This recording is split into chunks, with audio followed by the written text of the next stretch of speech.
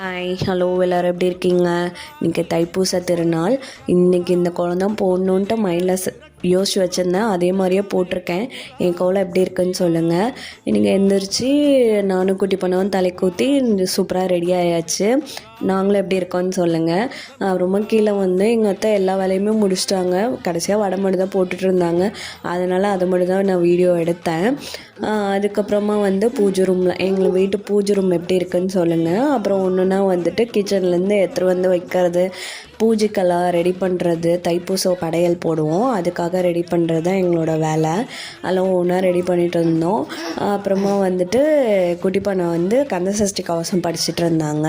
படித்து முடிச்சுட்டு ஒன்றுனா எல்லாம் படையல் போடுறதுக்கு ரெடி பண்ணிகிட்டு இருந்தோம். நான், அக்ஷரா, அவங்க அப்பா, குட்டி பண்டா எல்லாருமே ரெடி பண்ணிகிட்டு இருந்தோம். அப்புறம் பூஜை நடக்கிறதுக்கு முன்னாடி நானும் கந்தசஷ்டி கவசம் படித்தேன்.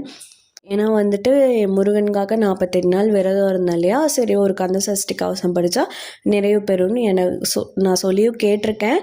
எனக்கும் அது ஒரு சாட்டிஸ்ஃபைடாக இருக்கும். இது வந்து தயிர் வடை எங்கள் அத்தை போட்டது எங்களுக்கு ரொம்ப பிடிக்கும். இந்த தயிர் வடை வந்து எங்கள் எல்லாத்தோட ஃபேவரட்டும் கூட. அப்புறமா படையல் போட்டு குட்டி பாண்டா சாப்பிட ஆரம்பிச்சிட்டாங்க. இந்த தைப்பூச படையல் எங்களது எப்படி இருந்துச்சுன்னு சொல்லுங்கள். எங்கள் வீடியோ பிடிச்சிருந்தா சப்ஸ்கிரைப் பண்ணிக்கோங்க.